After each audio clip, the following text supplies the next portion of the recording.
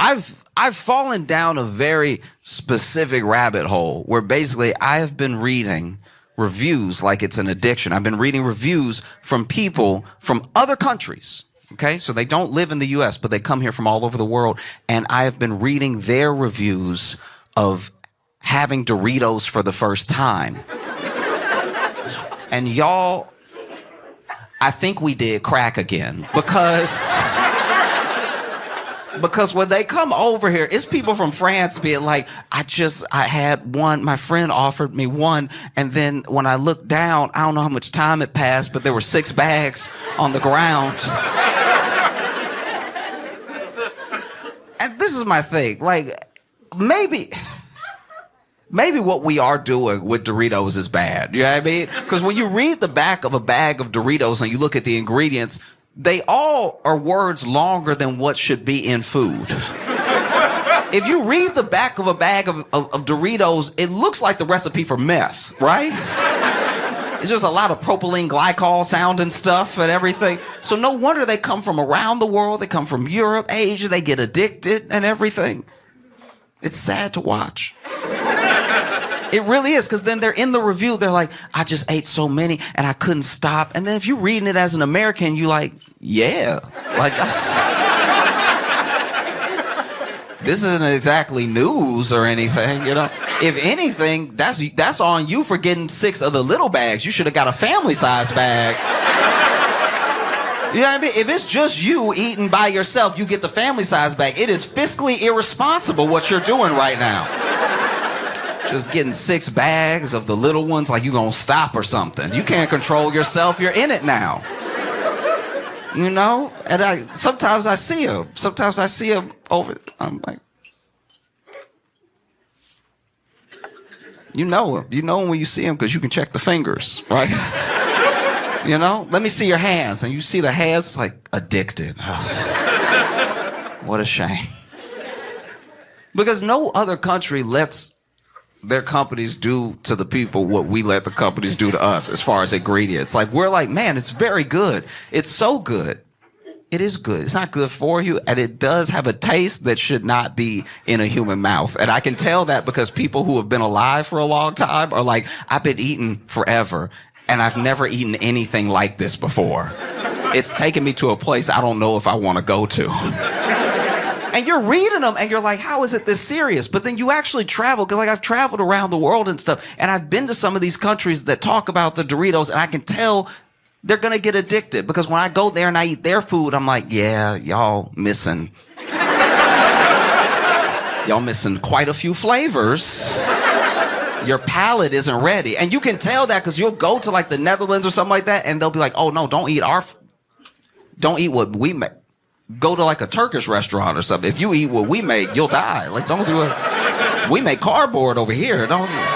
Your stomach not ready for what we do over here. We just boil the water and eat it. Like, you know, but I was reading, there was one dude from Poland who was like, I don't know what to do with myself. He said, I'm reading it, I don't know what to do with myself. I've had every flavor multiple times.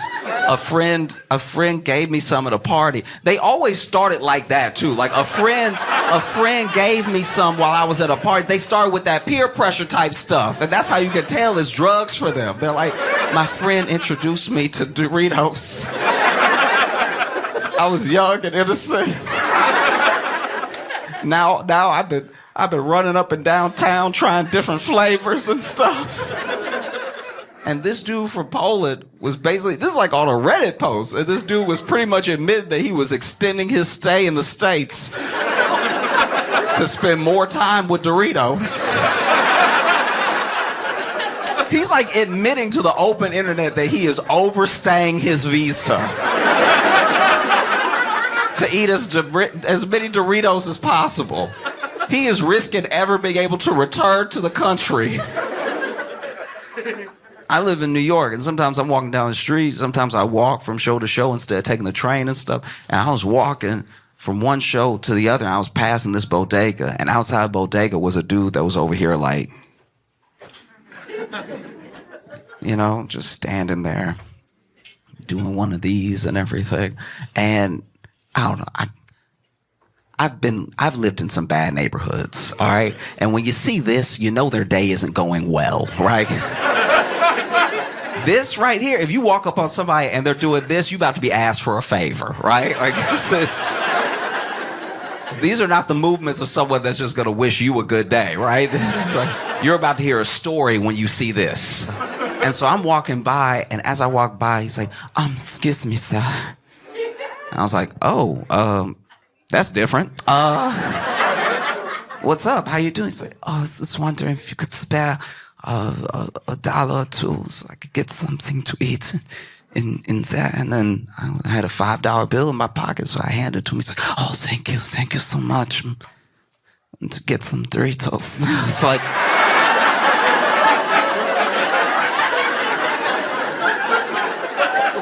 I'm an enabler.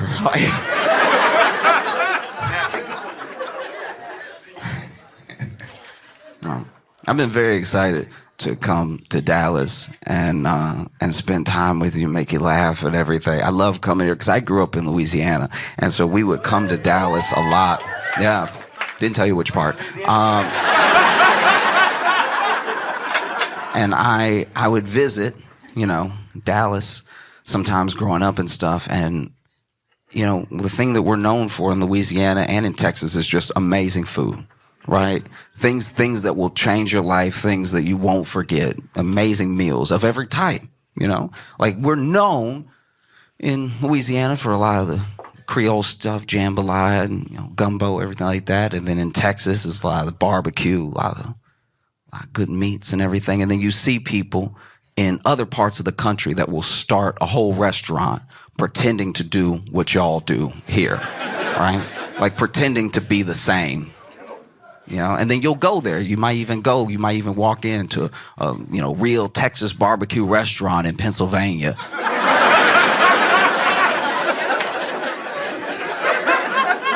And you're nice, you're cordial, because you're good people. And you sit down and you have a couple bites, and then you're like, no. No. That was good. You tricked me. You got me to come in. That's good. I like what you did there. It's because you got the font right. You got the font on the... That's what got me. You got the print right on the awning. And, ooh, okay. Because this isn't Texas toast. This is fat bread. You did fat bread. You didn't do any... Oh, you won't get me again, but that's nice. That's nice. Got to give it to you. Wow.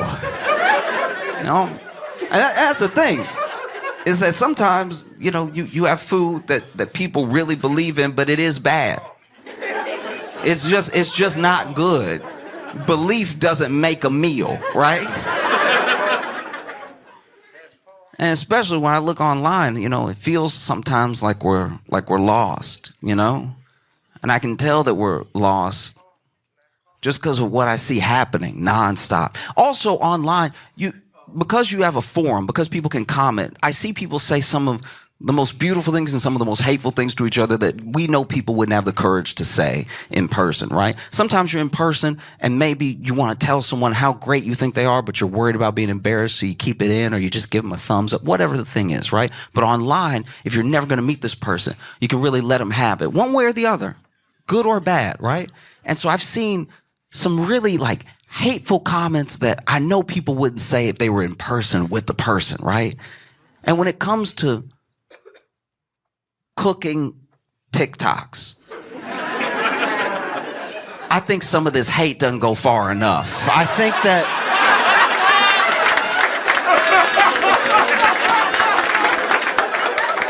it's important to really let the people know. You know what I mean? Because you watching whole nasty recipes be made and then people just commenting the vomit emoji. It's like, no. We need to get into their personality. We need to get into their upbringing. We need to get into why they thought this was a good idea. Because they love to do it. They love to make nasty food and then film themselves. No shame. Film themselves making the nasty food that should be illegal. The police should be kicking the door open as we speak. And not only did you not keep this a secret, you filmed it. You did an edit, and then you put it out for the world to see. You self-incriminated for no reason.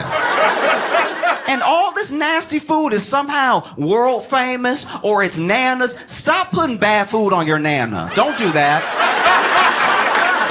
You know she didn't bring you up like that to be making this slop. You know that grandma is turning her grave right now, knowing that you're putting stuff like that on her name. Because then the recipes don't make sense. They're like, you could use half a cup of sugar or salt, whichever. And it's like, that's a lunatic. That's an actual terrorist right there. That's wild that you're just telling people that. Why do you believe that? It's upsetting because then, back in the day, you know, this is what I'm told by my mom. This is what I was told by my grandma. You know, back in the day, if you had a recipe that was nasty, you couldn't just broadcast it to the world like that, the way the open internet has allowed us to. You had to poison people one at a time. You had to invite them over to your home. You had to say, come on, no, let me cook for you. And then you had to sit them down. And then they had to smell what was happening and decide to stay. It was a lot that went into feeding bad food to people back in the day. And then maybe if you got famous enough, you could have a cookbook. And then one of the cookbooks, maybe you falling off and nobody knows yet because they didn't make it themselves. But now, you see people, and the videos look good. Ingredients popping up on the screen, and then they pop off, and then they're chopped. And it's a beautiful thing to watch. But then you see them take a bite of it, and you can tell it's nasty because they only take one bite, and then the video ends. They don't serve it to anybody.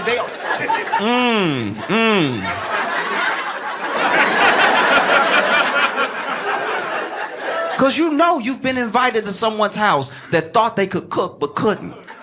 And then you took a bite. You're a good person. So you go ahead and you take a bite, and you know when you take that first bite, okay, I'm gonna have to get rid of this. I'm gonna have to figure out a way. If there's a dog nearby, but I'm not gonna swallow. No, you're not gonna get me. You take that first bite, and they're like, how you like it?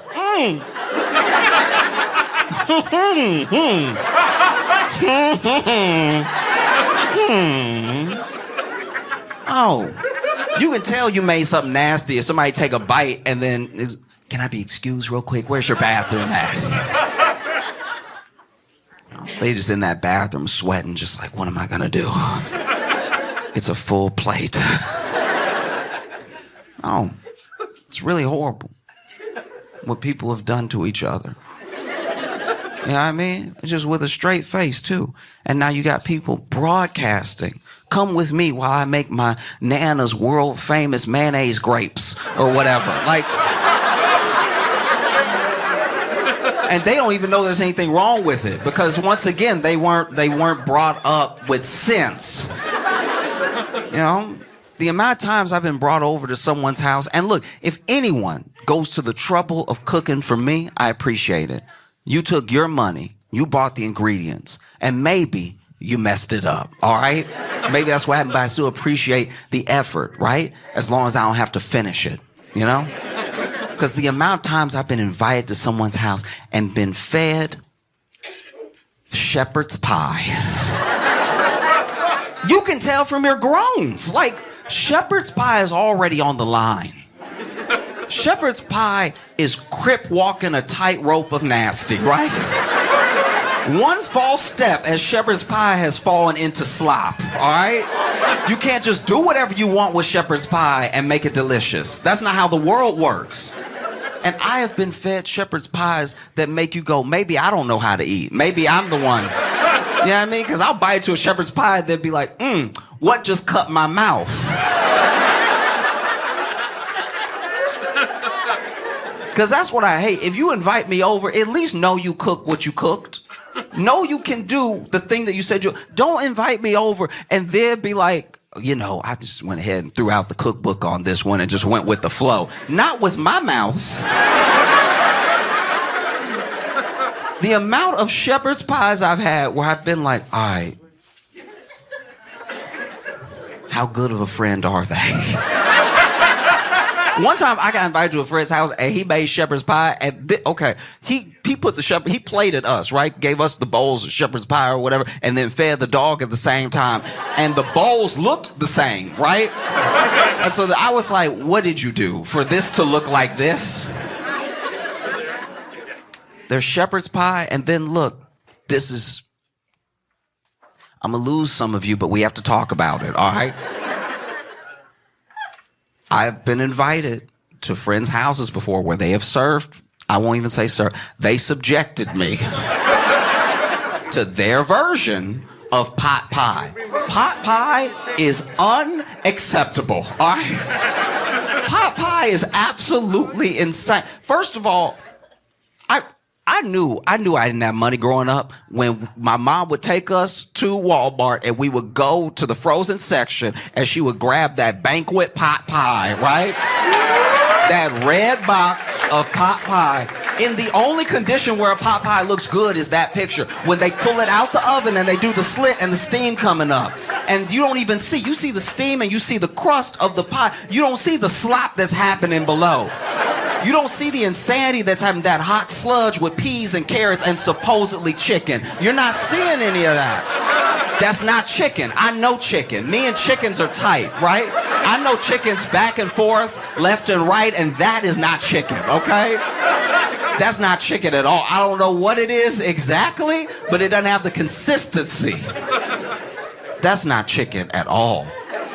Sitting there with a pot pie. Pot pie is disgusting, okay? I remember the first time my mama fed me a pot pie.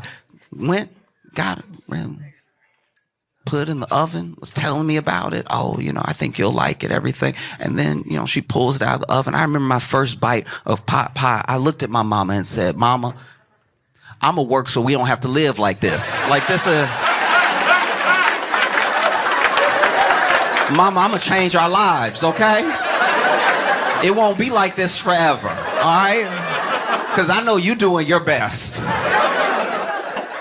Pot pie, the hot sludge that is under the crust of pot pie. And then I had a friend try to argue with me about pot pie. He was like, no, the crust is the best part. Ooh, okay.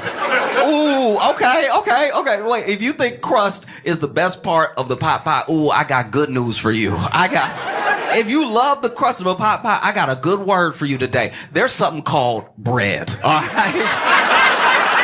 Oh, if you love the crust of a pot pie, wait until you meet bread. Bread, when bread comes into your life, it's gonna change. If you love the crust of a pot pie so much you're willing to endure a pot pie, then get ready to meet toast. You can have dry, crusty, delicious bread that has nothing to do with purple Greek sludge, whatever. Because that's the other thing. It's people's version of pot pie. So I've had pot pies that were just like the standard peas and carrots and chicken or a little bit of beef or whatever. But I've also had ones where they were like, I threw a little goat's cheese in there. I did. This is not up to interpretation. This thing is nasty through and through. Pot pie.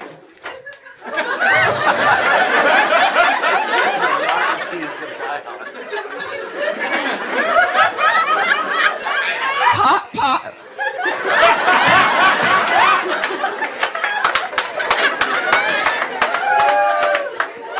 Pot pie is white slave food, all right?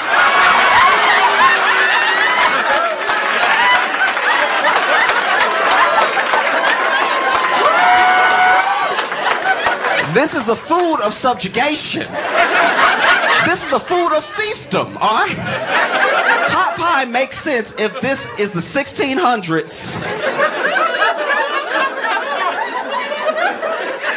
We don't have to do this. We are Americans.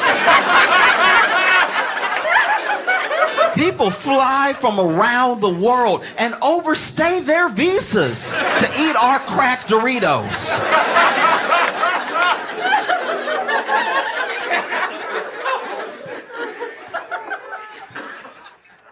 I've been watching so much news, which is depressing. I mean, it's like they don't tell you about the good stuff. You gotta go find the good stuff on your own.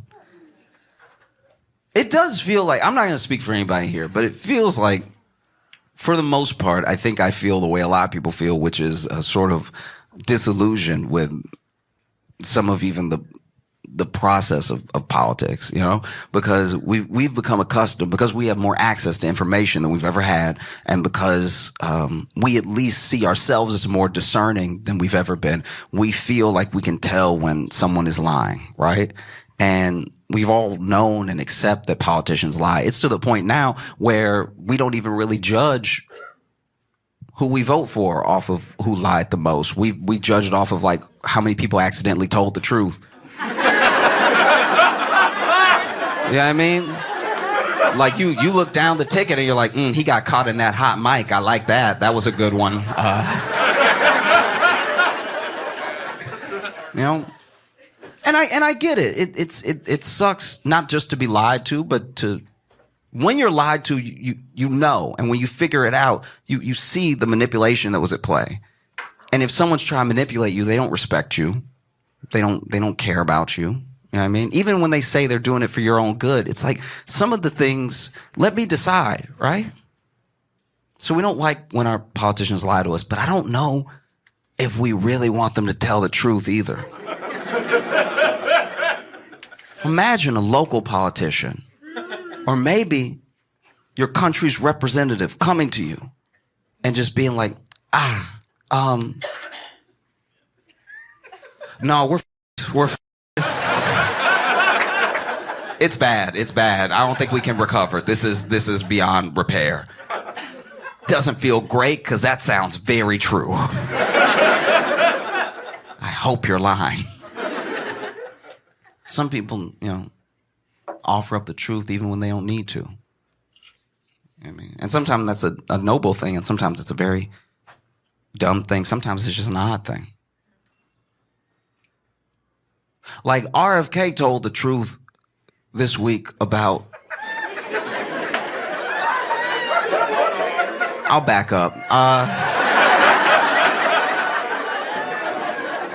In New York City, in Central Park, in 2014, there was a bear that was found in Central Park. They're not native.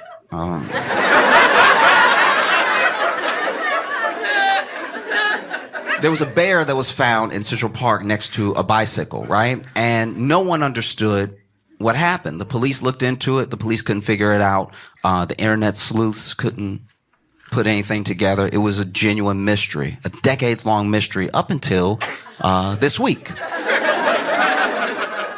When RFK Jr., for no reason, told the world, y'all, that was me. That was, I did do that one. So, RFK, as he tells the story, apparently him and his friends were going falconing. I don't know what falconing is. All I know is you took the word falcon and you made it a verb, right? I don't know if falconing means you hunt falcons or that you use falcons to hunt or you just talk to falcons. I don't know what y'all doing out there, but you put ing behind it, so I know it involves the falcons, right? And RFK Jr. was on his way to go falconing, and he's on his way, and then he stops in the road because the person in front of him stopped because the woman in the car in front of him had hit a bear and killed it, right? And so RFK gets out and sees that she's killed this bear, and he's like, I'll take it. Which is interesting, right? That's probably one of the last things I would have guessed you'd say when you see a dead bear.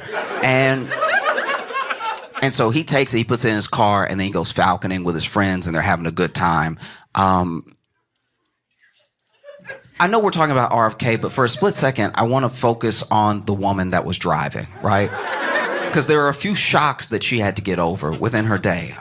One, you're driving. You're just a woman in the world living your life, and you're driving, and then something runs out on the road in front of you, and you hit it, right? And that is a car accident. Like, we can't forget, this person was in a car accident. Like, I hope she didn't have any injuries or anything. And just a near miss alone can be shocking. It can rattle you for like days or a long time. Depends on what happened. And so she hits this thing and has to get over the initial shock of almost being in what could have been a very bad car accident. And then she gets out and she's like, what did I hit? Was it a deer or something? It wasn't a deer. It was a bear, which is specific. I don't know anyone else it's happened to. And so you get out of the car and you're standing over this bear that you've just hit, and you're also, wow, I was almost in an accident, so I'm shocked, my heart is racing, it's sad, I've just killed this animal. And then RFK Jr.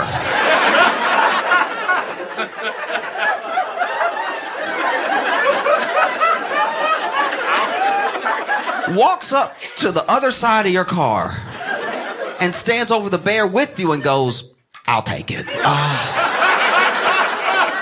Like you were selling it at a yard sale. And so RFK Jr. went falconing with his friends, and they were falconing for a while, apparently. According to him, they were having a great time. So I don't know if the birds were extra talkative that day, or I don't know what was happening. But they were like, you a falcon, you a falcon, you a falcon. And then the falcons, I guess, were like, blah, blah, blah, like I don't know what noise they do.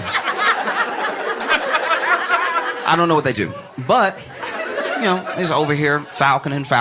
And then they go to dinner, right? Where I'm sure they ate a different type of meat. And he's talking to his friends because the reason he took the bear was to skin it and eat the meat, which I didn't know was an option. I didn't know that bears were running around just big-ass chickens. I had no idea. And so, you know, he's talking to his friends and he's having a great time at dinner, and then he realizes, I actually have a flight. I can't keep this bear in my car. And apparently throughout the entire meal, when he's talking to his friends about the bear being in his car, no one went, what? That never happened. Didn't occur at all. And maybe that's just how they roll as friends. Maybe RFK had a bear in the back and his friend was like, I got 2 giraffes. Like, and you know what it's like when you get 2 giraffes in the back of your car, they get all knotted up and everything. You gotta take them home and then unwrap them like some headphone cords, you know?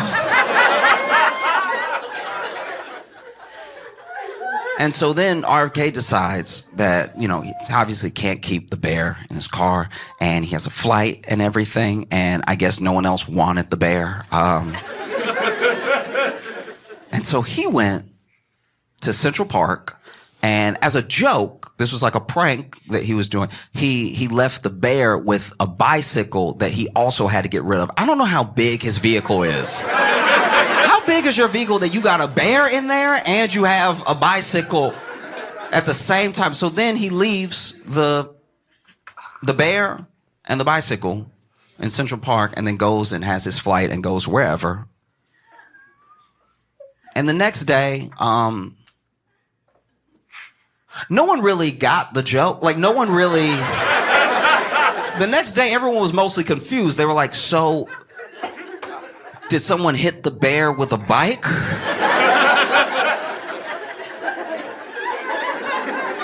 Or was the bear riding a bike and then decided to die? Like, was the bear on a bike and then was like, this ain't for me? You know what I mean? And so no one knew, no one put it together, no one solved the mystery until now, because RFK Jr. came clean. Because he was the only one that knew. The other reason that no one solved it until now is that the woman who, let's go back to her for just a quick second. I think the woman that hit the bear and then gave it to RFK or let him take it and then went about her life, you know, she also didn't come forward, because I think the next day when she turned on the news and saw the bear in Central...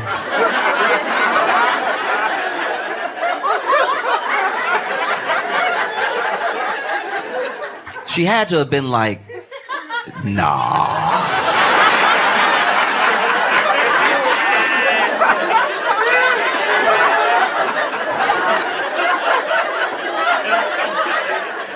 There's no way. I like to think that from her perspective, she hits the bear, RFK takes it, she goes about her life, but then the next day, she thinks that RFK thought that he needed to make it look like an accident. Like,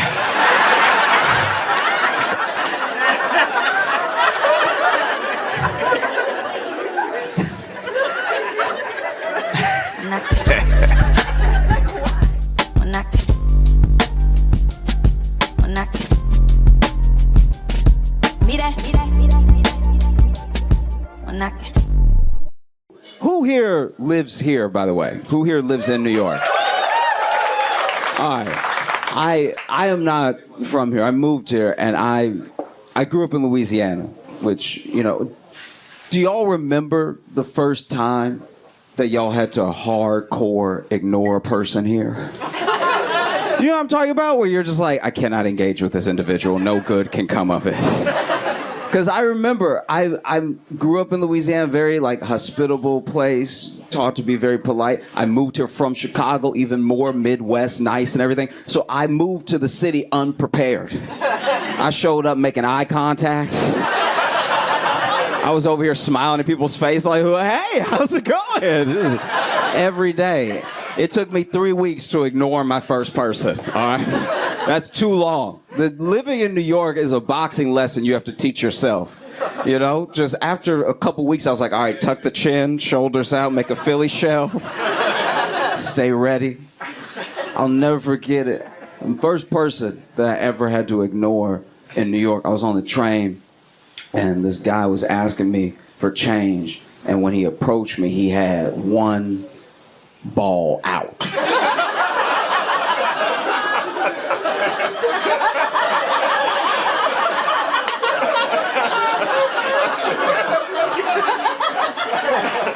That's a rough approach, all right? Because I'm not gonna lie, one ball out, I don't even recognize it right away. Like that, as someone with balls, I still, if I don't see the whole package, I'm like, that's alien. He walked up looking like a monster. I was like, I wish I had a gun right now. That's insane. I was so upset, and he walked out, and so then I was looking at my phone, right? And the worst part is that I'm sitting down and he's standing up. So the ball is in my peripheral, all right? It's right there. There's no escaping. And it's just, he too close for me to look harder at my phone. It's like the top right of my vision is fucked right now, okay? And so I can't look away. There's no looking away. And he's talking, he's like, come on, man, I know you hear me, man. And then I'm just like, no, just ignore him and he'll go away. It just look at your phone harder and he'll move on, right? And then he starts getting upset. He's like, come on, I know you hear me, man. But the more upset he gets, the more animated he gets. And the more animated he gets, the more he's moving. So now the ball is bouncing. The ball is bouncing up and down. This man is dribbling in my face. And I'm just looking at my phone, and I'm just like, just ignore him. He'll go away. And this is the thing. I didn't cry. I did not cry. I just didn't not cry. Like, I did start to tear up eventually, and my vision got blurry. Because this is the thing. There's no science behind what I'm saying. I'm just telling you what I saw when I saw it out of the corner of my eye. I didn't want to see it. So it's not even like something I'm trying to relate. It just, every time he bounced, it felt like the ball got longer. And I was...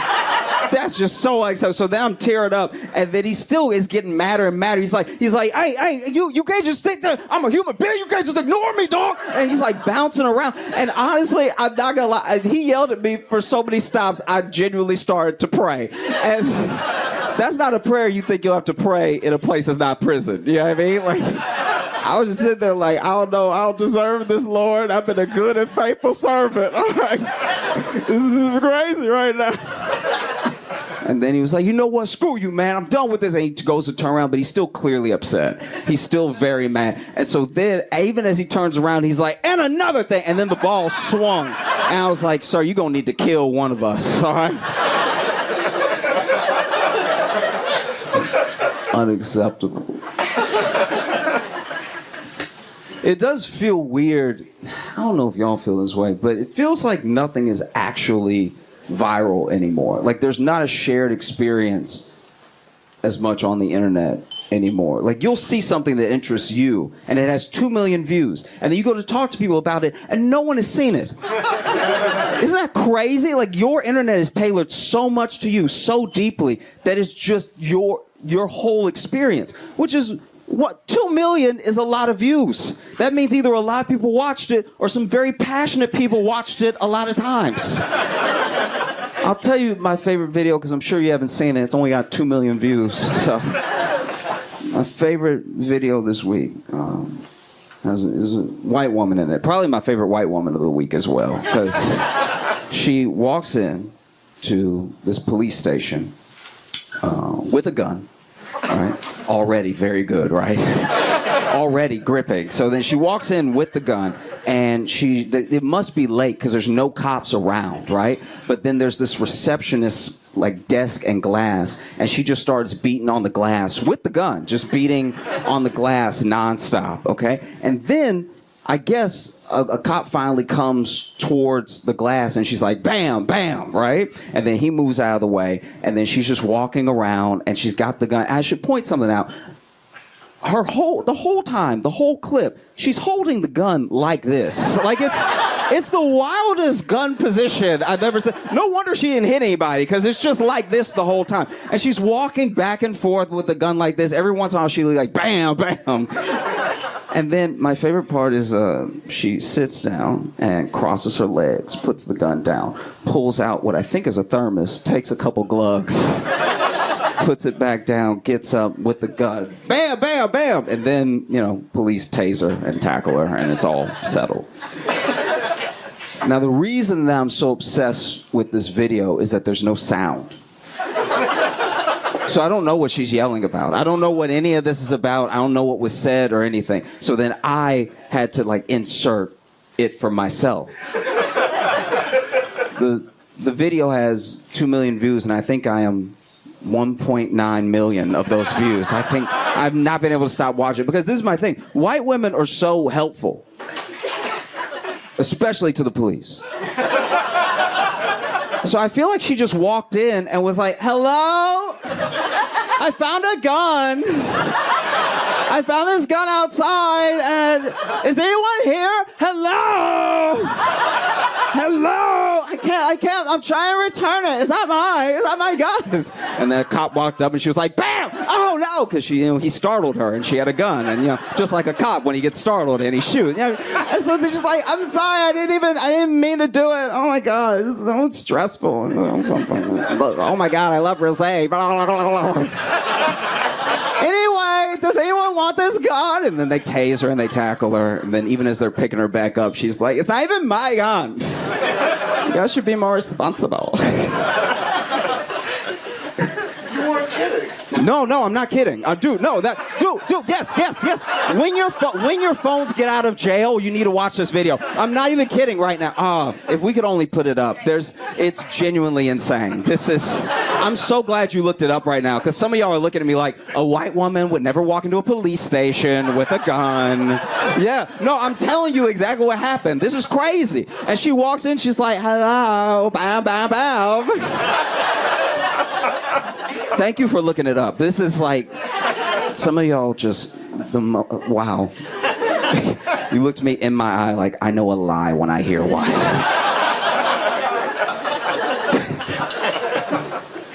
I will, okay. You know what's actually crazy? I thought about this weekend. You know what I've never done at all in my life? I had to really think about it. Never once in my life have I Googled Jada Pinkett Smith. So why do I know so much? Why do any of us know so much? Isn't that crazy? I've never even Googled Jada and Will. I've never sought any of this information. I know so much about them, it feels like we're related. It's devastating. I don't know if y'all saw the most recent interview. She's given her 1,000th. And in it, she says that she says so many things. First of all, she said that she sold crack when she lived in Baltimore, which is believable. That's a very entry-level job in Baltimore. That part I was like, and? But then she also said her and Will been separated for 7 years. Which, what? She also said that Tupac is her soulmate. It's like she's going out of her way to hurt Will's feelings now. This is really insane. Tupac is your soulmate. You've been married for decades. My soulmate's a guy from the 90s. And the more I think about it, and the more I listen to Jada talk, the more that I'm convinced that Tupac died to get away from her. I feel like...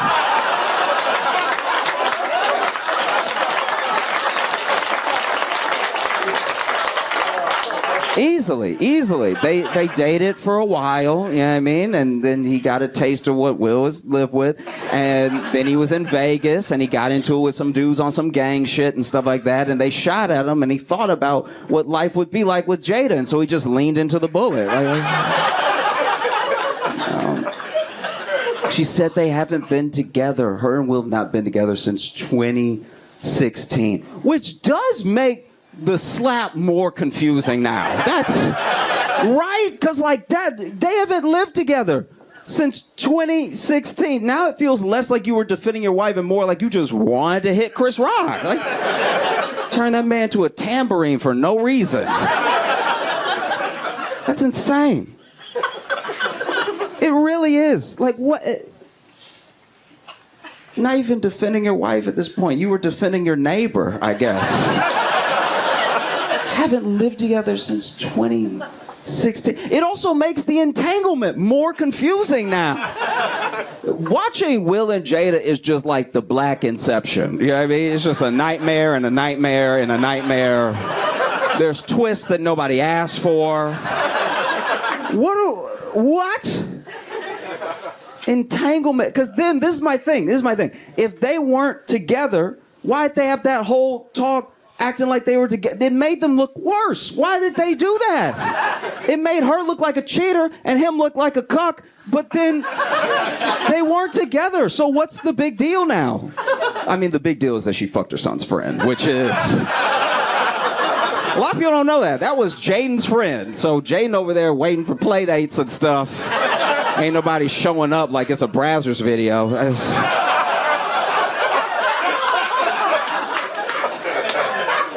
It's so chaotic.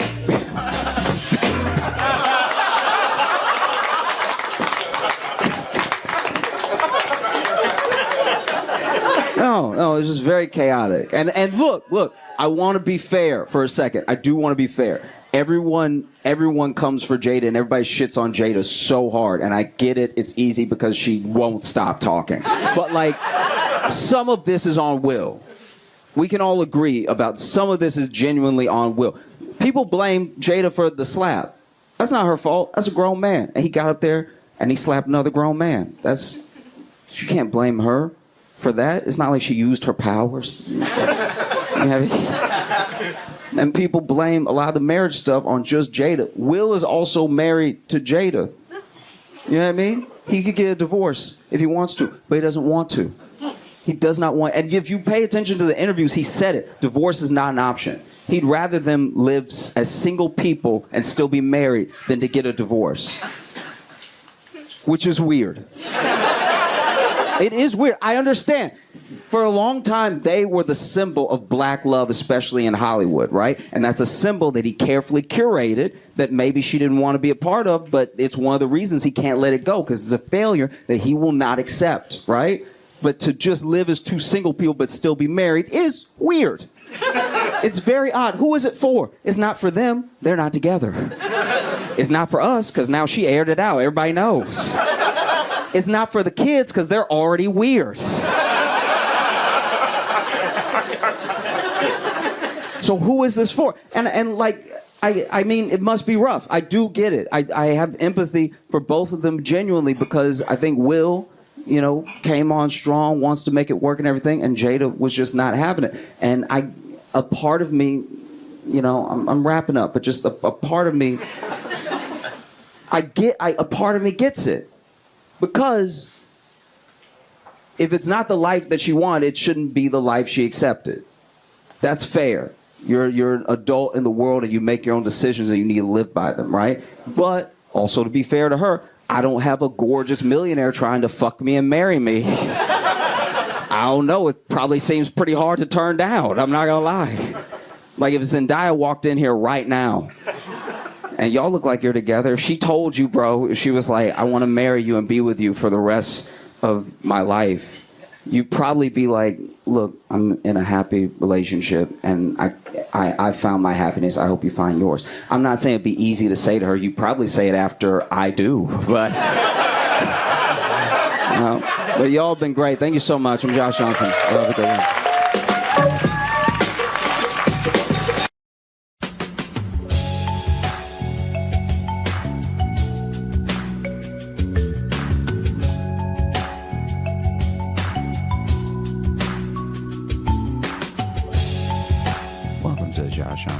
Josh Johnson.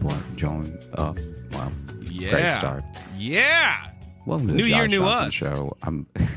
Welcome to the Josh Johnson Show. I'm joined by my. Welcome to the Josh Johnson Show. I'm Josh Johnson, joined by my co-host, fellow stand-up comedian Logan Nielsen. Logan, how you doing, buddy? I'm doing well, man. How are you? I'm good. This is the first one of the year, the first official new one of the year. Yeah, we're Yeah. back. We're back, did and we're doing the regular show again. We've been to Denver. We've been to Tacoma. Yeah, we. I mean, I don't know how much we want to get into it, but like we also it took a little bit for us to get back in the swing of things because the end of 2022 was weird for us. I had the COVID pretty bad, and Yeah. and so that was some episodes fell behind because it turns out I couldn't sit up for like more than 10 minutes at a time, and when you have to do hours of editing, that's a hard thing to do. It is like you got the one that like really be out here stomping people in the chest. Like that's actually feels like a rare one to get than the ones that in New York, a lot of the people who get it will have it like bad for a day and then they're like, "Oh, I'm pretty sluggish, but I think I'm all right." And man, you had it like properly bad. Well, but I didn't get any of the like respiratory stuff or anything. I mean, that just might be because I'm vaxxed and all that too. But it's like I had the first really, really bad day. It was that Wednesday like after Christmas. That day was bad, and like I had like fever and like the best way I could describe it to is my limbs all felt like they weighed 100 pounds. Like I just like felt like held down on the bed. And then the next day, that Thursday, felt pretty good. And I was like, okay, just had the one bad day. I'll come out of it. I should be good then by, the weekend to whatever. And then that Friday, nope, back knocked down again. Jeez. That was the weird one. That was the weird thing that it like got better and then got worse and then got better. And now I just have these kind of little mild cold symptoms that are hanging on. I mean, I'm glad you're okay now. Thanks, man. Thanks. Yeah. Doing okay. Living. Gonna do it. It can only get better from here. Yeah. I'm assuming. I'd like to think I mean, fuck, if not though. that would be wild if COVID was the start. Yeah, that's the thing. It's either the start of just only an uphill, like everything's gonna get better, or like that's the sampler. That's setting the tone. Yeah. For the year. Yeah. Okay. Yeah. Do you? I'm trying to figure out how to. I mean, I'll just ask it straight out. Is there a lot of like meth in your general tri-state area? Would you say meth is the predominant drug? Yeah. How do I put this politely? We love meth here. Oh, okay. Gotcha. Good to know. I don't know how bad it still is. I know Jess says one of the new problems is heroin. We're finally joining the 80s here, I think. But yeah, the meth thing. Okay, so the whole this reason, is now just real quick. I'm gonna ask you a counter question. This is how we're starting the year, is talking about meth. This is what we're gonna. I feel like when I'm done telling you the story, I feel like you'll appreciate that we started with meth. Okay. I'm trying to put this in the best possible. Okay.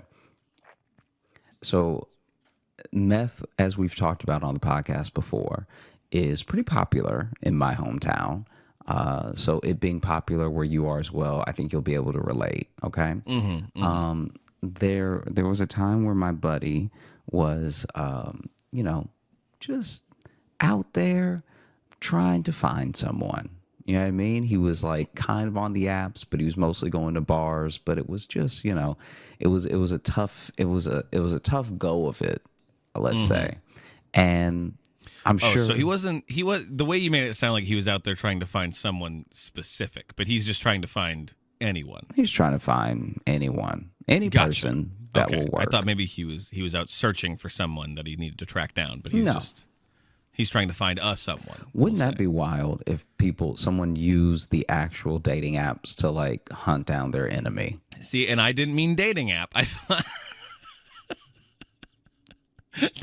I thought you meant just he was literally out just trying to find like a friend or something. That's my bad because I thought I said dating app, but maybe I never not initially. did. No, you just said he was just out there trying to find someone. Oh, okay. And that's why I'm like that sentence could mean a variety of things. So much.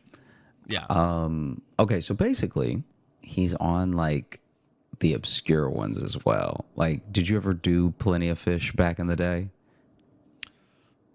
I think I might have tried it briefly. I think so. Yeah. Plenty of Fish and OK Cupid were where, at least in the early 2000s, apparently, were where the freaks were.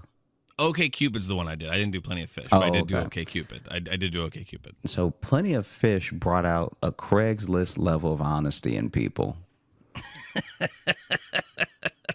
that the other dating apps just don't. Yeah. Because I think it's because on Tinder, Bumble, Hinge, all that stuff like that, you have to truly choose whether or not you're going to be yourself or you're going to be a catfish, because you can only lie so much before you're like fully lying, if that makes sense. Yeah. Whereas with like back in the day with Craigslist, it was just like, hey, this is me. All right. Meet me at this corner. Inquire, inquire within, but this is exactly what I need. This is exactly what I'm expecting, you know? And so basically, he was also, if you have a truck, you can take this dresser. Yeah. Make sure you take the bed when you leave. Yeah. You know? I want to use it one last time and then get rid of it. Yeah. And so he was on Plenty of Fish, I believe. And he started talking to this person. And it was like, I don't even know how to describe their rapport, because the way that he described them chatting at first was almost just, it felt natural, but it seemed to have felt natural in a boring way. You ever have someone tell you something that they think is really special and you're like, that's not that great? Like in your head, you don't say it to them, but like, but they just hit it off with a bunch of heys and how you doings and all the stuff like that. And but the way he described it was like, she was so easy to talk to. But I'm like, but you're saying all you said was, what's up? Yeah. So it's like, I get how two things could be true. It could be she's very easy to talk to, and you're not saying much, you know? Right, yeah. You're not really pouring your heart out. And maybe that's what the ease is. Maybe she just said, what's up back? And he's just like, ooh, soulmates. Yeah, yeah. She Out even here used thinking two the same. question marks, just like me. And so basically they start chatting and they set up a date, like time to meet. And she's like, oh, hey, do you smoke? Right? And he's like, oh, yeah, from time to time, you know? And so they meet up, and the date is very okay. From what he's describing, like, I guess my man just doesn't need much, because even as he's describing the date, I'm like, so y'all just went to Chili's, but y'all were having the time of your lives? Like, I'm happy for him that he's happy. I mean, have you ever had those Southwest egg rolls? They're great. I've had them, and I don't know if it was worth a life change. Like he was like, he was so disappointed because he was like, I was having the time of my life.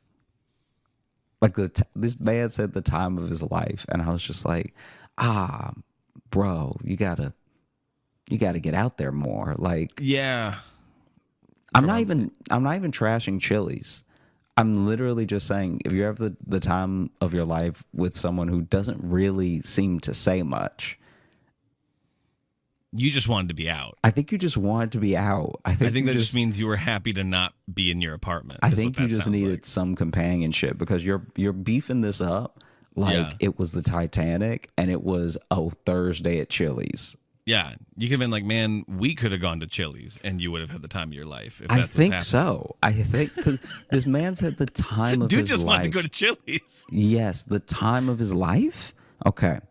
So Because even on a first date, the time of your life, I mean, even if it's like wow, I think I'm in love with this person already. I still don't know if it'd be like time of your life. I don't know. You know what I mean? Dude, you know? yeah, exactly. That's exactly what I'm saying. I feel like even if all the stars aligned, Yeah. looking back, maybe you can romanticize it, but in the moment, to be like, I'm having the time of my life just picking out apps with this person. Yeah. Well, because in any first date I've ever thought of, like, even if it's fun, there's still a sense of like nerves to it. That's not the time of your life. Like, Exactly. and like, listen, I'm thinking back to my first date with Jess. Honestly, top to bottom, great date. But also, I've done some cool shit. Yeah, yeah. Time of my life? Of my life. To be fair, it's in my hometown, so it's not like Fair. it's not like there's a ton going on, right? I mean, Chili's is the place to be. It Yeah. sounds like. And so then she looks at him and she's like, "Hey, do you want to smoke?" And he was like, Gee, where will this lead? Oh, here? And she was like, yeah, you want to go smoke in the bathroom real quick? And he was like, Oh, in the bathroom? in the bathroom.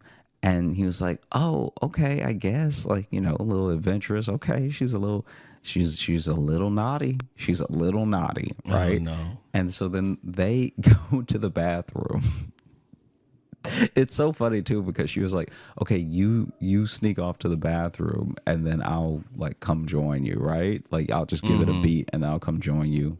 Don't want to bring the suspicion on them immediately, right? Right. He said that when he went to the bathroom, he turned around and she was behind him. Like it was like she didn't wait at all. And so then they're in the stall together and she pulls out, a full pipe, right? And he noticed that the pipe was a little too dirty. A little dirty. Yeah. And so then he's like, "Oh, what?" I think he was scared to ask if she smoked meth because it feels like such an accusation. So then he just sort of. Yeah, because if she doesn't, there's no coming back from that question. Yes. There's no, Dude. you can't backpedal. Dude, the On do stakes. you smoke meth?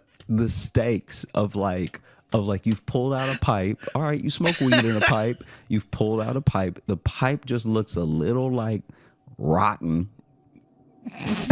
You know what I'm saying? Like, I don't know what the difference in pipe should look like, but he was saying it looked a little too dirty, right? Yeah. And then before the meth can come out, he wants to be like, "Hey, do you smoke meth?"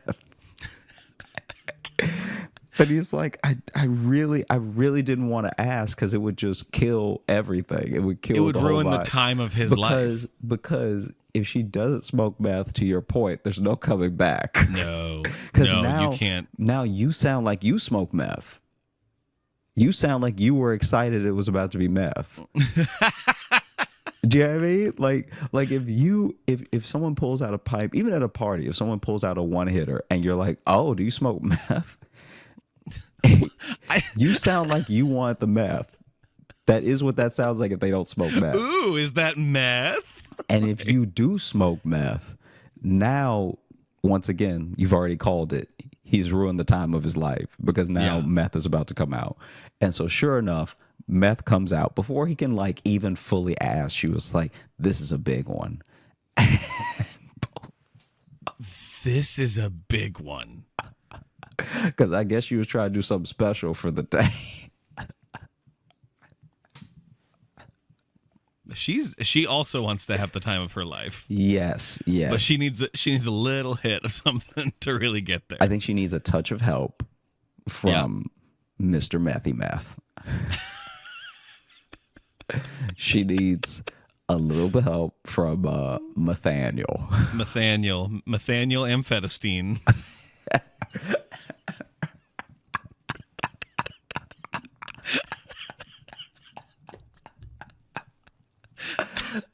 Steen.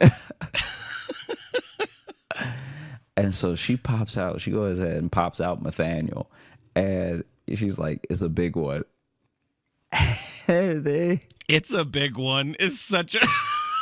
and then he goes, "Oh, okay."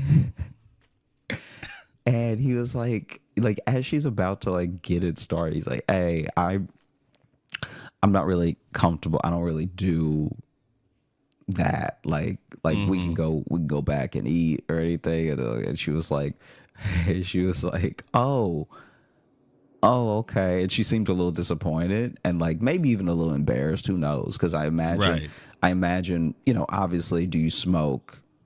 There's a lot to fill in there. You know what I mean? Yeah. And so cigarettes. I mean, and so basically they stop in the moment. She's like, "Oh, okay, all right. Well, sorry that I." And he's like, "Oh, don't apologize. It's okay." Like he's really trying to save this date. So he's like, I "No, would, but I'm full. no, don't. It's all good. It's all good. It happens. This is perfectly normal." So anyway, he then gets out of the stall because he was always with his back to the door. So then he opens the door and then he said he opened the door, was walking out, thought that she was right behind him, but when he turned around, not only had she let the door close again, there was a puff of smoke coming through the.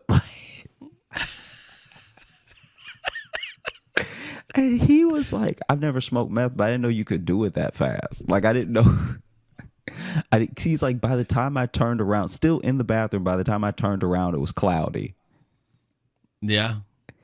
And so then he's walking out and she's walking out behind me. He's like, "Oh no. Like now this is a meth date because you did it."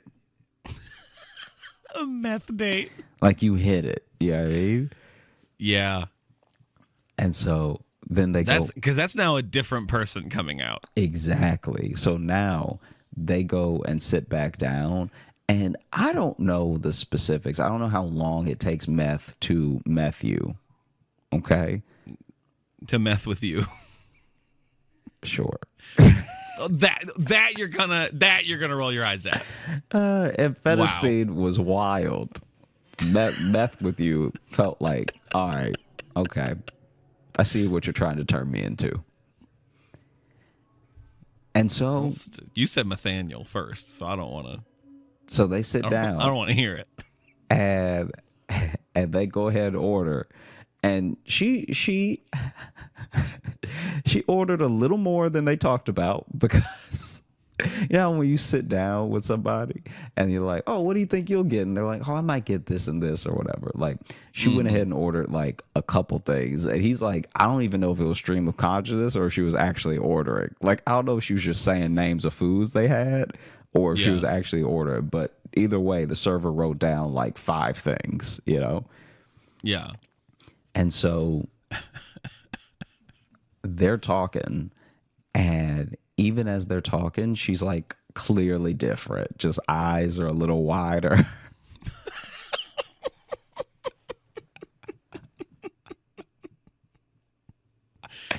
And he was like trying to keep the date like normal because he really seemed to like her, I guess, or wanted to hold on to whatever infatuation he built up around her, and just was trying to talk. And the whole time she's nodding, eyes wide, like nodding hard at everything he's saying, and has grabbed a napkin and started cleaning the edge of the table. Like off to the side. So she just whacks it on and whacks it off. And while he's telling a story, she's like, yeah. Saying 1,000 yeahs. Oh man. And then the food comes. So they're just, I guess she's just like that. And for she a little screams. The food comes and she actually says, "Is this ours?" Right?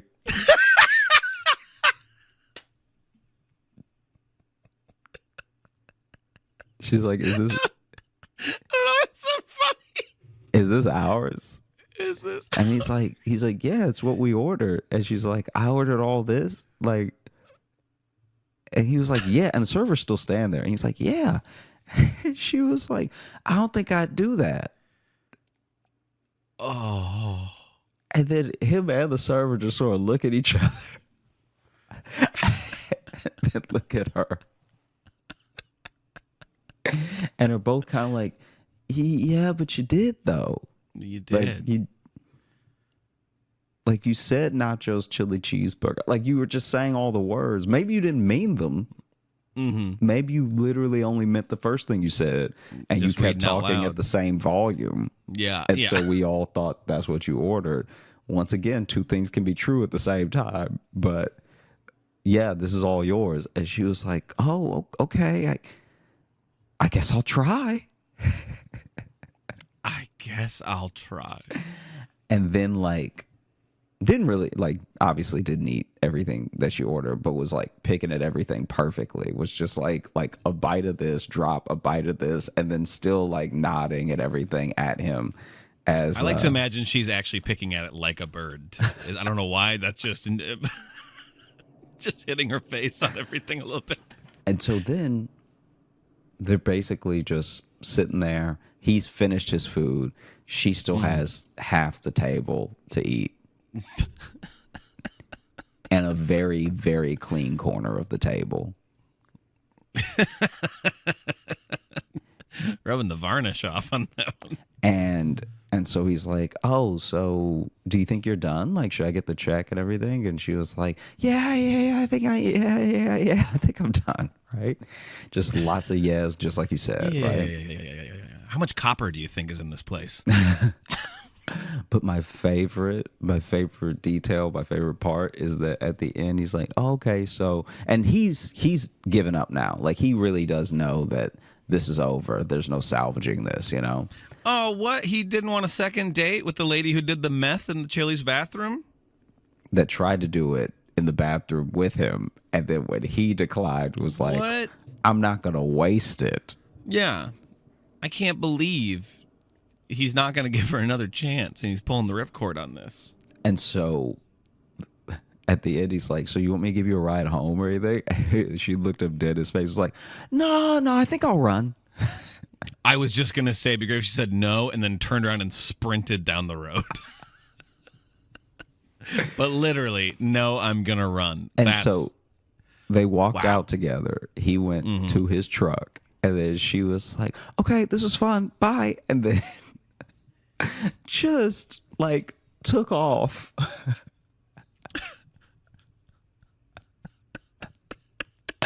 And he was like, I was really worried because she wasn't running back in the direction that I picked her up. Oh. Yeah, she was just going for a run, I think. She had to run by the meth store. Get some more. She had to run back to her dealer and be like, "Can you believe it? Can you believe that he would say that he smoked and then he wouldn't smoke with me? And then when I smoked, he got all weird and then he tried to make me eat a bunch of food. And so I just left." Like, I could easily see that being her version of the story. Oh, for sure. For sure. Now, what would you do? You're having and let's put yourself in his shoes. It doesn't have to necessarily be Chili's, but like you are having the time of your life. This date is going so well. You are just like, wow, she's amazing. You're smitten. Yeah. And then she busts out some meth. What does a Josh Johnson do in this scenario?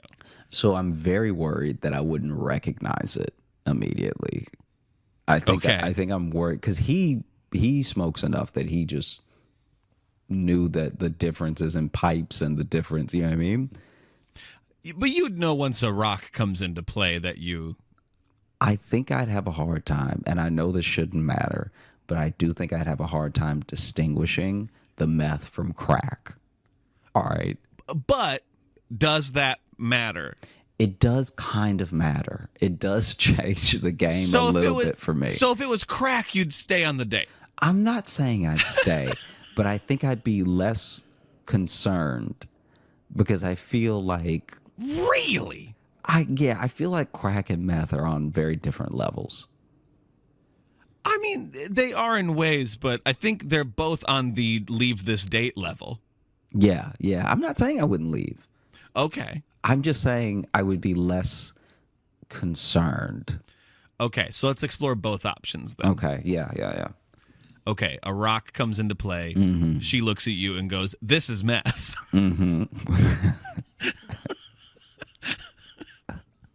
Now, what is your reaction? I think I pop that lock on the stall. I walk out, and I think I announce to the kitchen floor, someone is smoking meth in the bathroom. Oh, you'd narc on her. And then I walk out. Just because Whoa. narking on her will slow her down long enough for me to get out. Oh, because yeah, she's probably gonna come after you. She gonna be fast. She gonna be strong. Okay. Wow. Okay. So Yeah. really ending the date. Okay. Now instead, the rock comes into play, and she goes, "Would you also like some crack?" Now, how do you handle this? I pop the lock on the stall. Okay. I back out of the bathroom, and then I walk up to my server and say, "Can you please cancel my order? Okay. I'm terribly ill." And then I leave. Oh, okay. Yeah. So no narking on the crack. I don't know if you need to. Elaborate. I just feel like I feel like crack gives people endurance, whereas meth gives people strength. Okay. And I feel like I'm more scared when someone. So here's the thing: in Louisiana and in Chicago, I've been like pressed by a clear crackhead before. Oh, for sure. And the way that you get pressed by a crackhead is just like, all right, if this person can beat me at all, it's gonna be because they outlast me, right? Okay. So I'm all I need to do now is make sure that all of my hooks are tight, all of my guard is up, that I have my footwork at play. I'm able to get away from them, right? With meth, because methamphetamine is actually so broad, right?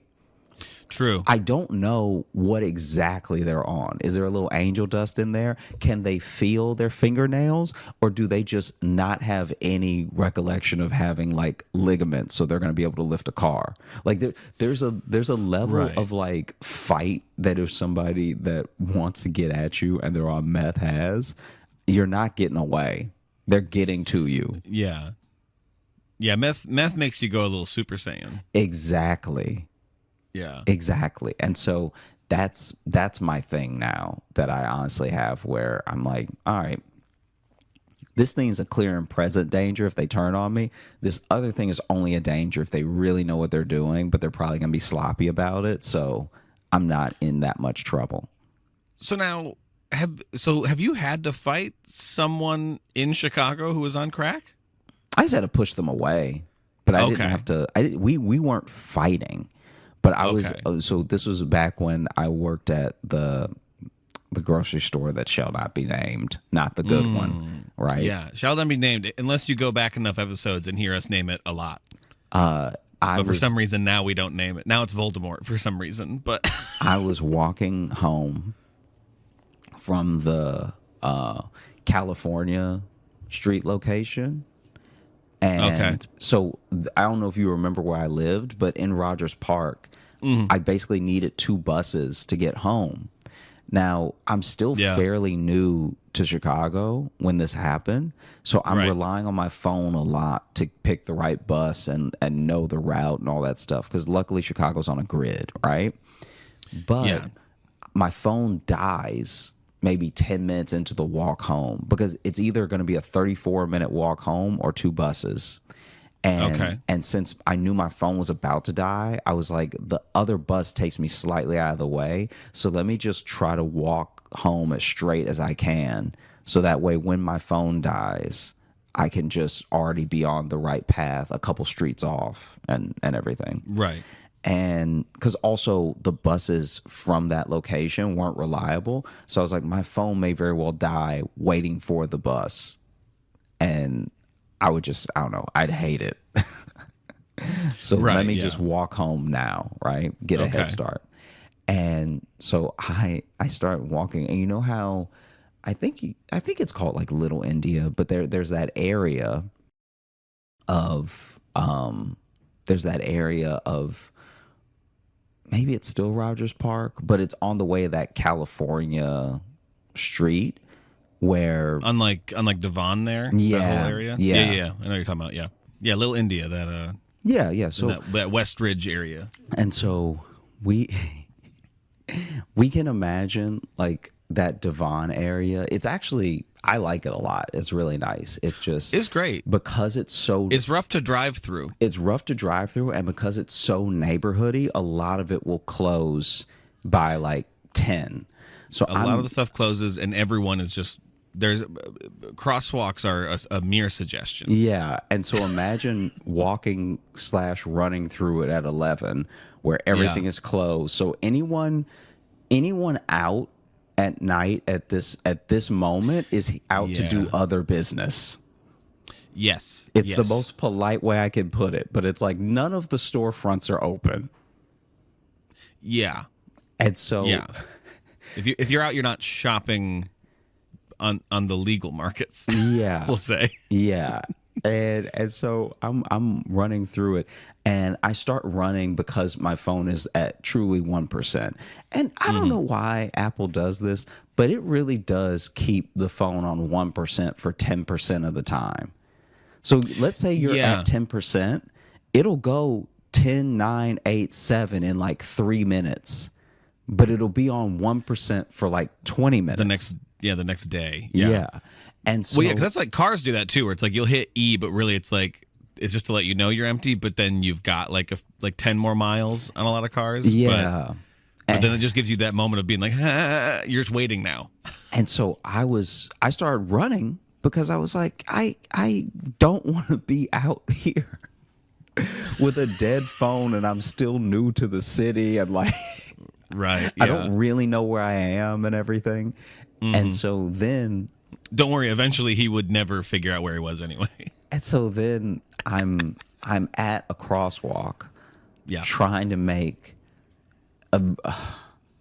there's a fork in the road. It's actually as you start to get near your place, really, where maybe west of you, there's a fork in the road that is like, it's pretty, I would say it's like not that substantial, but what ends up happening is like, if depending on which one you pick will depend on if you're a mile off or not eventually. Oh, like when you get to like the corner of like Devon and Clark and stuff. There's exactly, where like Ashland branches off from Clark, and like that goes at an angle. People love our very specific Chicago references, so that corner. Yeah, that corner. I'm at a crossroads at that corner. Used to be by the Deluxe Diner. Because now my phone is dead, and I'm almost home, and I don't know it fully, right? Yeah. And then this guy tries to approach me, and this is actually a horrible corner for me. Every time I've been on this corner, something bad has happened. I could do a whole episode about this corner. It's like, remember I told you about that guy that tried to, I'll tell you in another episode, but there was a guy that tried to get me to drink his water bottle.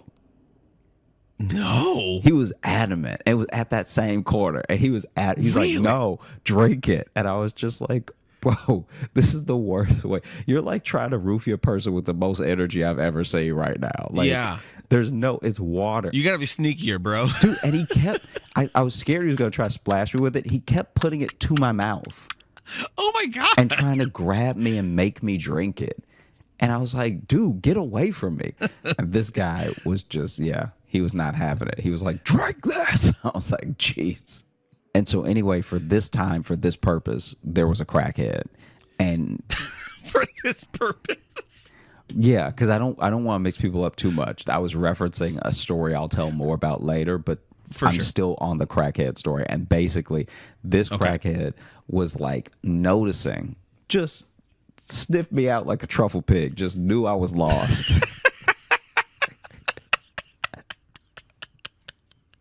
He really did. He was like, fear? Ooh. Well, I could handle a little fear. Yeah, fear goes down easy. Let's do it. Yeah. And so then I'm like kind of panicking because I recognize some of the streets a little bit, but I know if I take the wrong turn, it's going to take me another 20 minutes to get home or whatever. Because there's not only is my phone dead, so I can't order an Uber, but I don't have Uber money back then, you know? Right. And, well, an Uber was still pretty new at that point too. Yeah, it was still pretty fresh. So you're like brand new to Chicago then? I think I had only had this job for 2 weeks. So yeah, wow, okay. I was like very, very new. Gotcha. Okay. Yeah.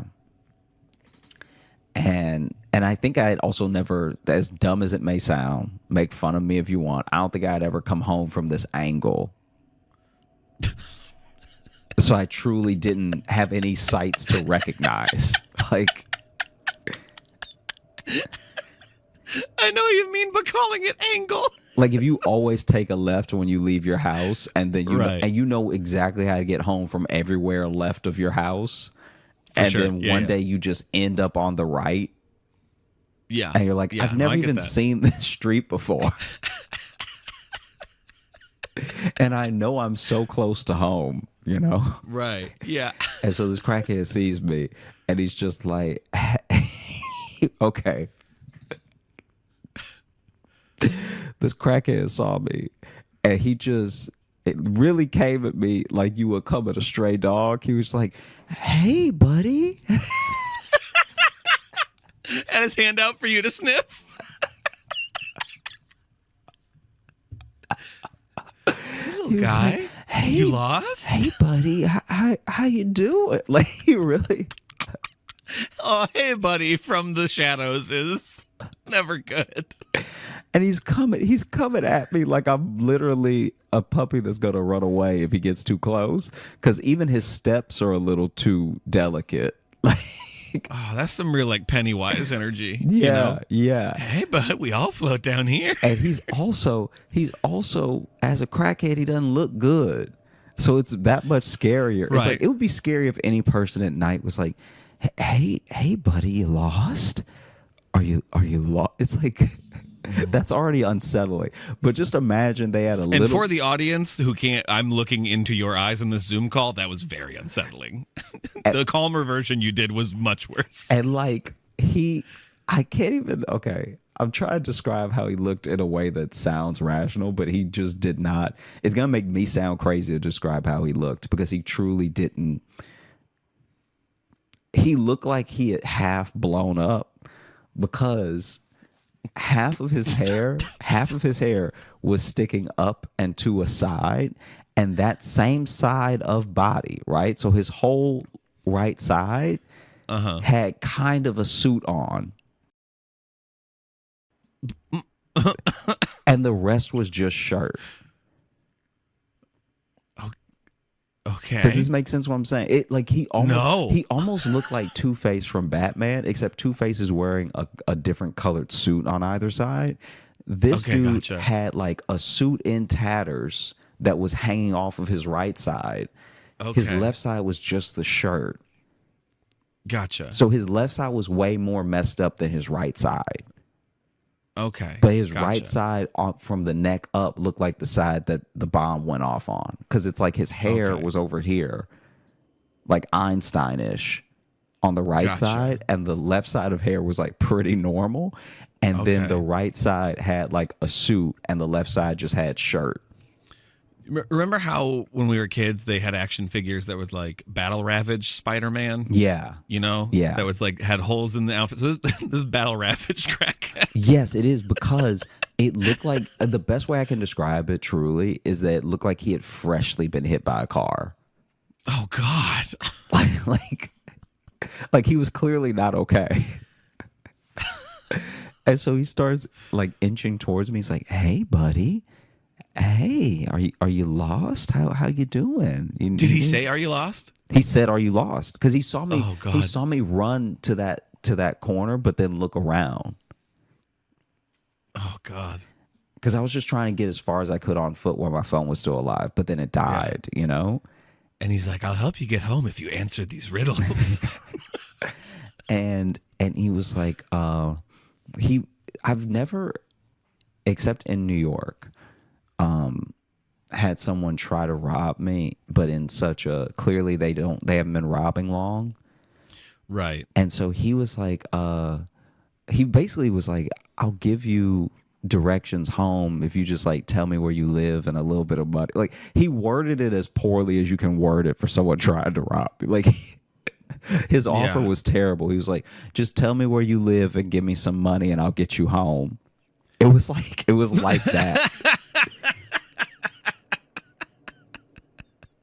It was like that. It was horrible. And so then I'm like, oh, I'm good. And he's like, you're not good.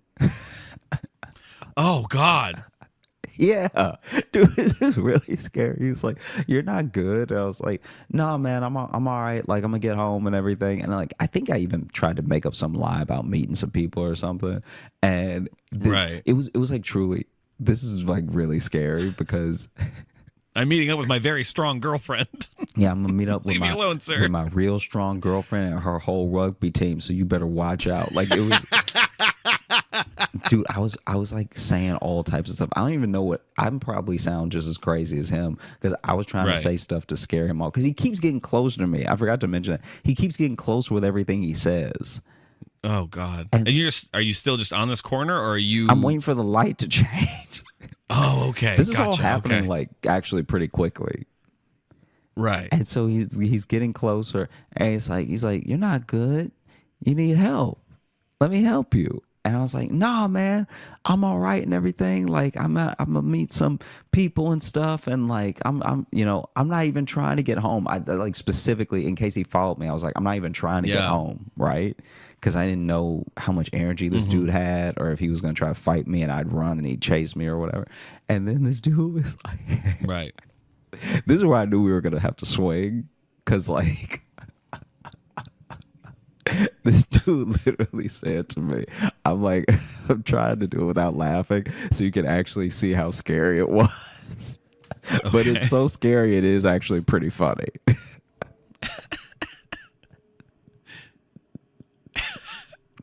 So I'm like, oh yeah, I'm not even trying to get home. I'm just trying to meet up with my friends. And then he said, like, he must have been a crackhead psychic because then he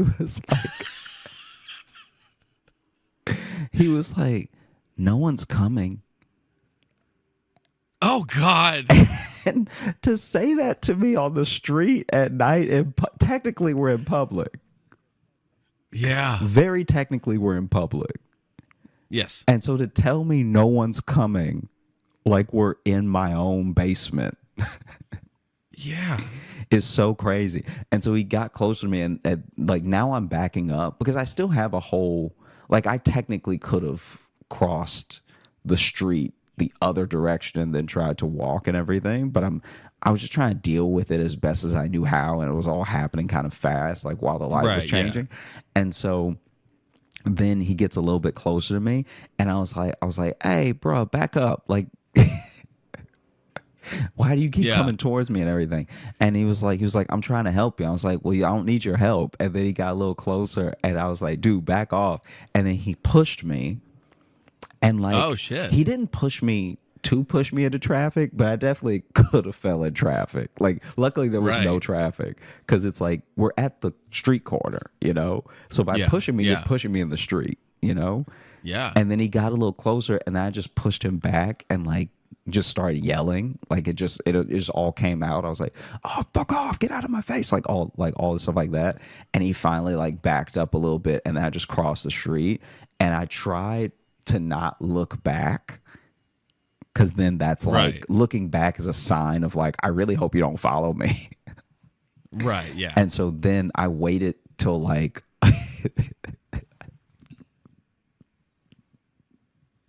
I waited for a street and a half to look back, but I can't see that far. So then I was like, I don't think he behind me, but I can't tell. If only I had glasses. So when I looked back at that street corner, I couldn't really see him. And so I was like, all right, maybe he like turned the corner and walked his own way or something. But I was like, yeah, I was terrified. It was horrible. Yeah. Yeah. But that's also, that area, because that guy handling it that way, the guy just trying to give you water. Everyone I've encountered that has a weird thing like in that area, no one was smooth about it. Yeah. Never. You know what I mean? Never. Never smooth. It was always a convoluted way to try to rob you or proposition you or something, where a lot of times you're like, wait, what? No, okay, no, bye. Yeah. Like everybody on that corner is no one bad just pulled at a it. gun in that area. No one just had a weapon. Well, no one also like even for solicitation. I was just gonna say, I remember a story where I was walking in that area, and this lady was on the street, and she looked like the best way I can describe her is she looks like a small town Midwestern mom. Like she's just wearing like kind of sensible pants and like a blouse, like, and she's got like a big handbag. And I walk by and she's like says something to me, and I was like, oh, I leaned in, I'm like, I'm sorry, what? And she goes, you looking for a date? And I was like, oh no, I wasn't. I thought you were just a lady that was like lost. And I was like, no, sorry. Even the solicitation would be like hilariously bad to the point where you're literally like, are you would you like to buy a bag of sex?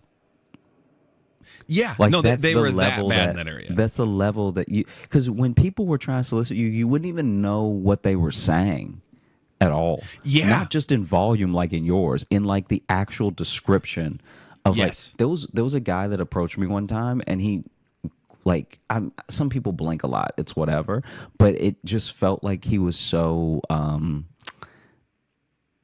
cagey about it. Like, how when you ask someone out and they say no and you're like, I didn't want to go out with you anyway, right? Yeah. That's the vibe that he had.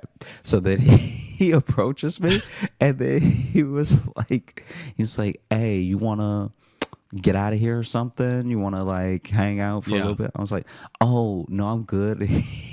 And he turned on me. He was like, well, you go to hell, all right? I should pay you to blow me, okay? I was like, wow, all right.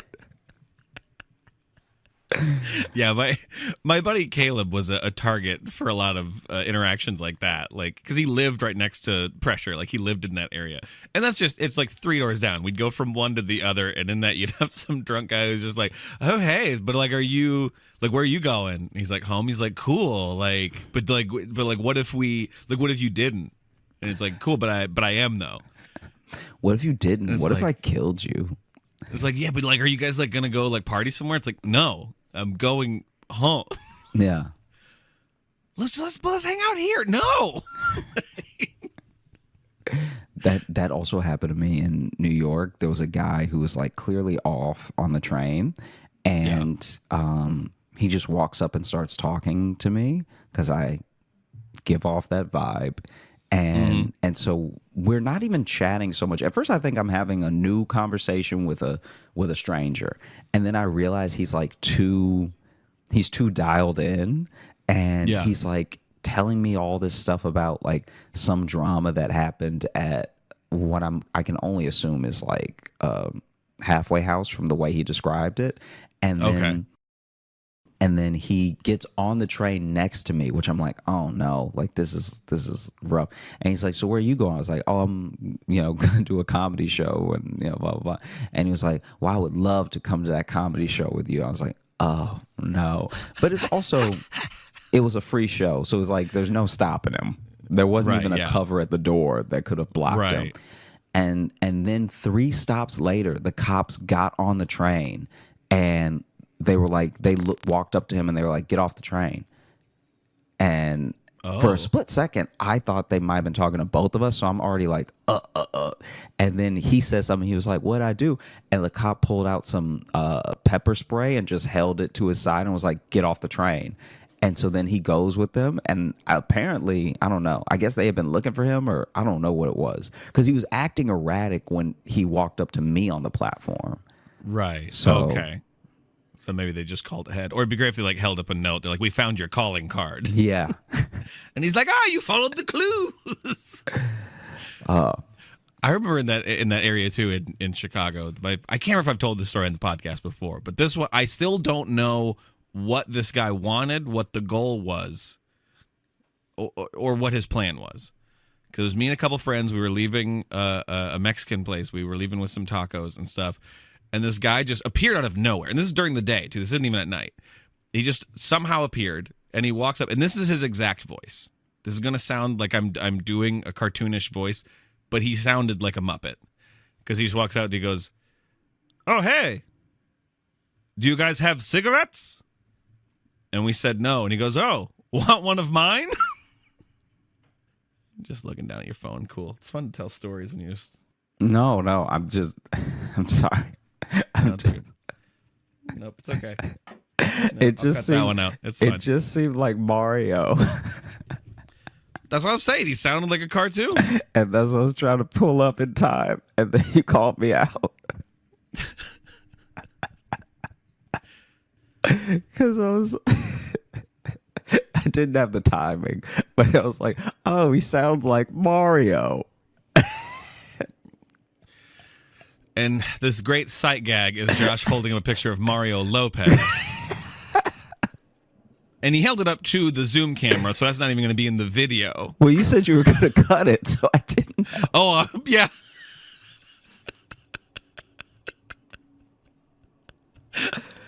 Oh, man. You see why I shouldn't do puns?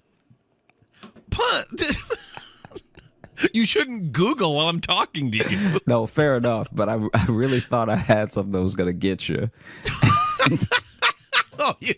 You thought that was going to really break down the house. With you, I was like, oh, this is silly. Maybe he'll like it. Couldn't have been more wrong.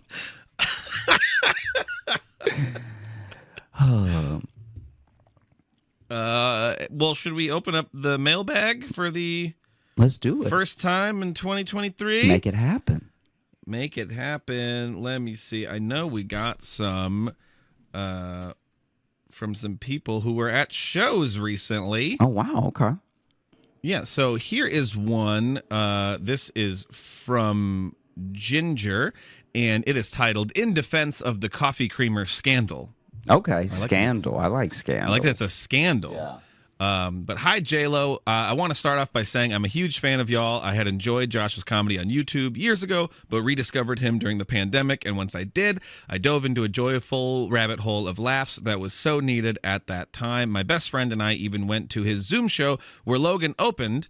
And it is definitely something we still talk about. That had been right before we started this show. Yeah. And it's definitely something we still talk about, especially after she moved to New York, where she interned on the Stephen Colbert Show and got to see Josh perform. Oh, wow. Oh, wow. Your podcast has brought me much joy and loud laughs over the years on the bus to work, at work, and at night, where I only listen to old episodes as I can't sleep if I'm actively listening. Oh, I can't sleep if I'm actively listening to news stories. The best part is sometimes lines from your show will incorporate themselves into my dreams. So I'll just have a character saying something like, disagreeing with strangers on the internet. What's more American than that? I like that. I like characters in the dream. Yeah, me too. Sorry That's about your brain, fire. King. Just, yeah. Sorry this email is so long. I recently got to take my fiance to Josh's Tacoma show, which you both were amazing in, and we were sad we couldn't snatch up those 2 front row seats. Oh, I think they were at that show. Yep. There was one. Yep. There was a show where Josh went out and was very pointed about the 2 empty seats up front. And these upper paragraphs are basically what I would have said if I wanted to hold up the meet and greet line.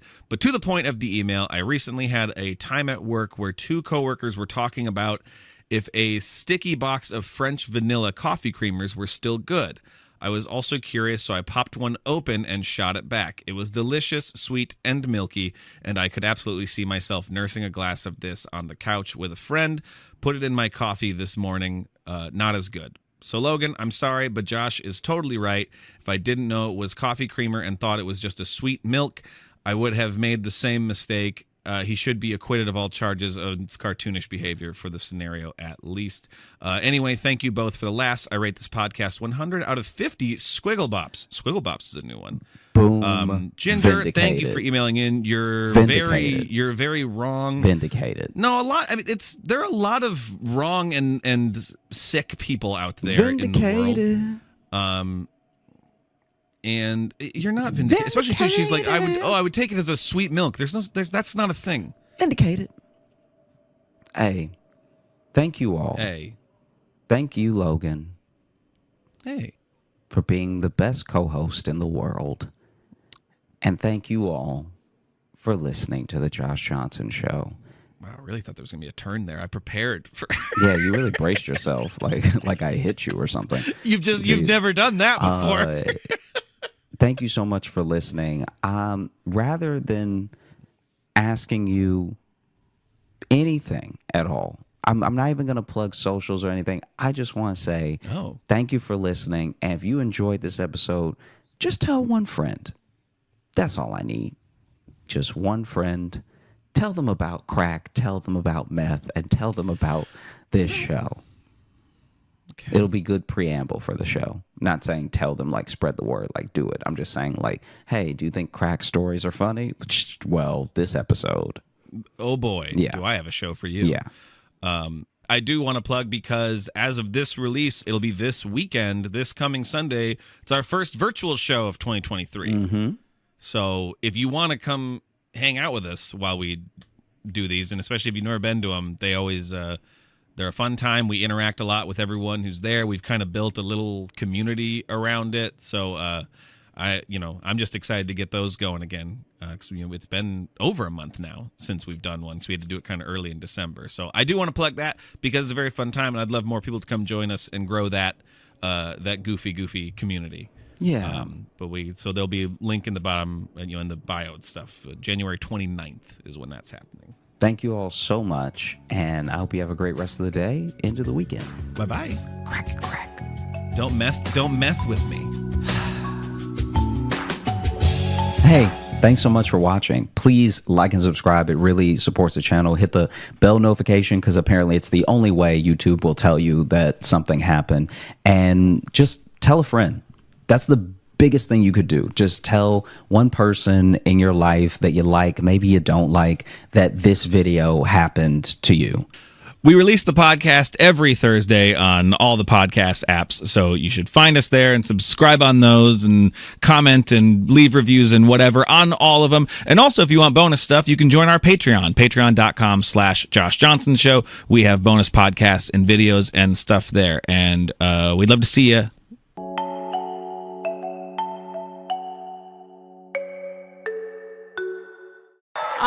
He is the newest news correspondent for The Daily Show. He's hilarious. You're going to love him. Put your hands together for Josh Johnson. Okay. I don't know if y'all heard about that dude in Wisconsin that faked his death and maybe moved to Europe.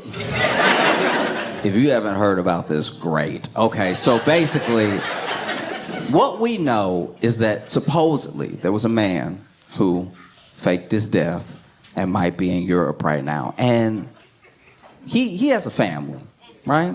3 kids, a wife, and everything. And